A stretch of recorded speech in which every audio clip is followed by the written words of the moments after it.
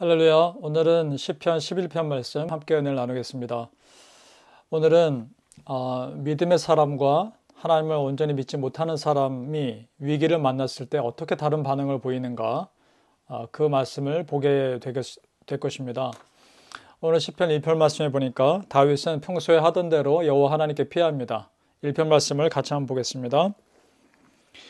내가 여호와께 피하였거늘 너희가 내 영혼에게 새같이 네 산으로 도망하라 하면 어찌함인가.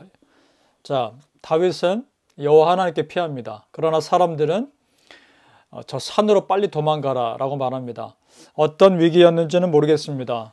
그런데 지금 다윗이 위기를 피하려 하는 방법과 다윗 주변에 있는 사람들이 위기를 피하도록 권면하는 방법이 조금 다르죠.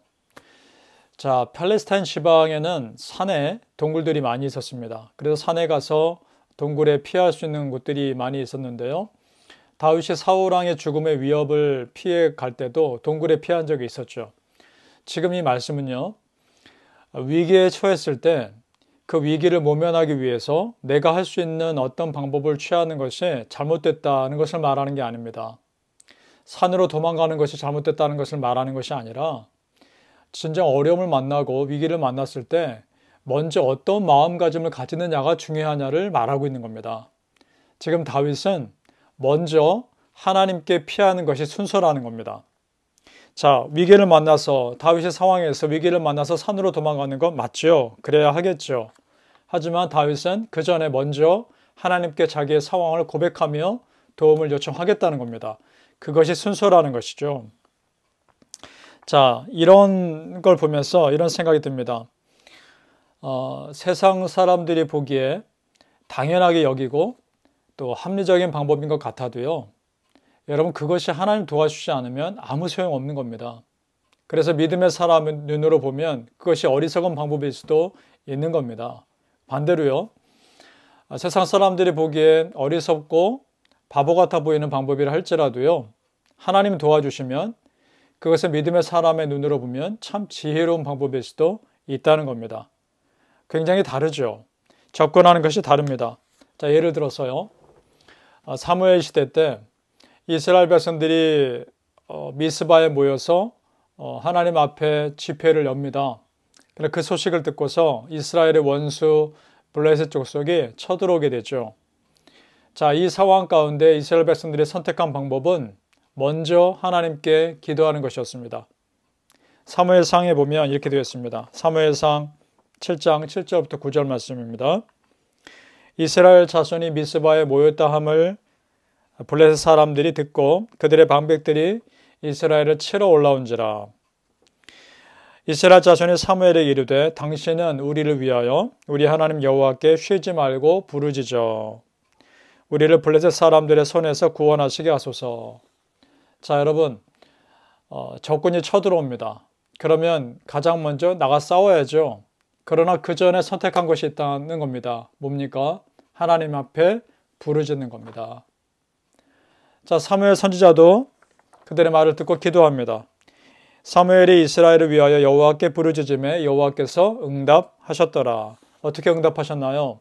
큰 우레소리, 큰 천둥을 치게 해서요, 블레셋 군대를 정신없게 만드십니다. 그리고 이스라엘 군대가 쳐서 이기게 하시죠. 자, 여러분, 정말 무엇이 중요합니까? 여호와 하나님께 피하는 것, 그 마음가짐이 먼저라는 것입니다. 세상 사람들이 방법대로 우리가 취하는 것, 지혜로울 수 있는 방법일 수도 있지만 우리가 먼저 하나님 의지하지 않으면 그 세상의 방법은 아무 소용없는 것일 수 있다는 것을 우리는 기억해야 하는 것입니다. 위기 때는요, 평소의 모습이 드러나게 되어 있습니다.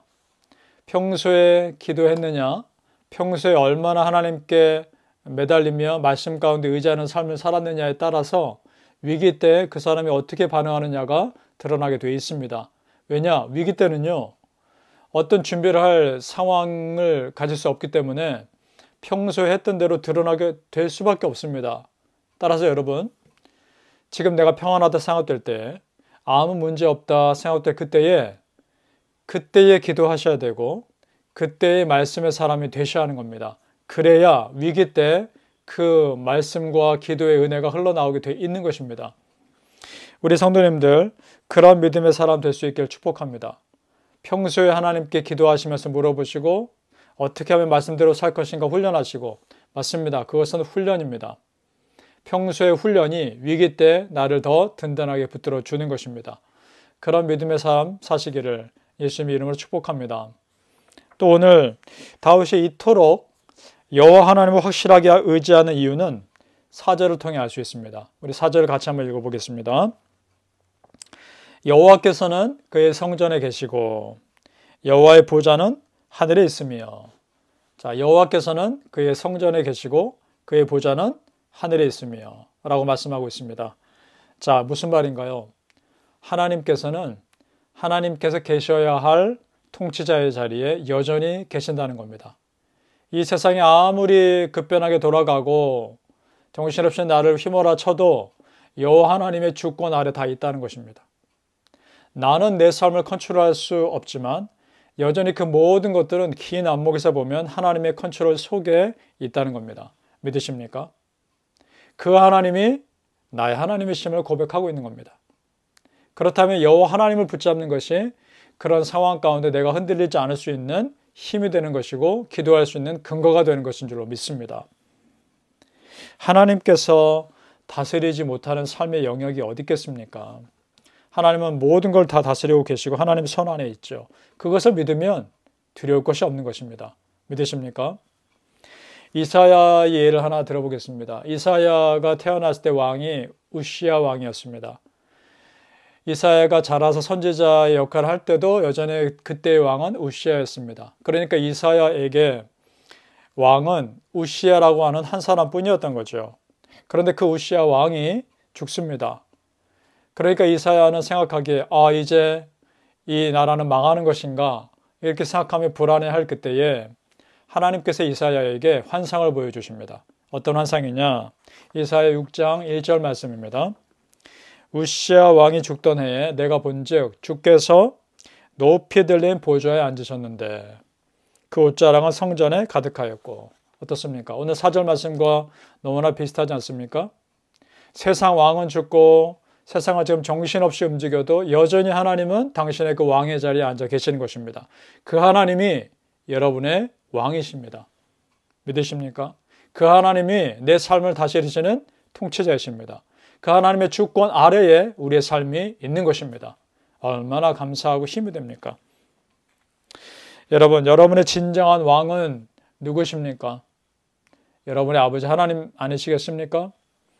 내가 보기에 감당하기 힘들고 어려운 상황이 있다 해도요, 내 삶의 통치자, 내 삶의 진정한 왕은 여호와 하나님이심을 믿으시고 여러분의 삶에서 절대로 흔들리지 마시기를 간절히 소망합니다. 그렇게 승리하시기를 예수님의 이름으로 축복합니다. 기도하겠습니다. 아버지 하나님, 은혜를 감사합니다. 그렇습니다. 세상의 지혜의 방법을 선택하기 전에 하나님을 먼저 생각하고 내가 정말 어려울 때 가장 먼저 생각나는 분이 아버지 하나님이시기를 원합니다. 아버지 하나님께서 내 삶의 주인이시며 내 삶의 왕이십니다. 내 삶을 다스리고 계십니다. 하나님, 그 하나님을 온전히 의지합니다. 어떤 상황에서도 왕이신 여호와 하나님을 믿고 절대 흔들리지 않을 것을 고백하며 결단합니다. 하나님, 그런 믿음의 삶 살게 하여 주시옵소서. 예수님의 이름으로 기도합니다. 아멘.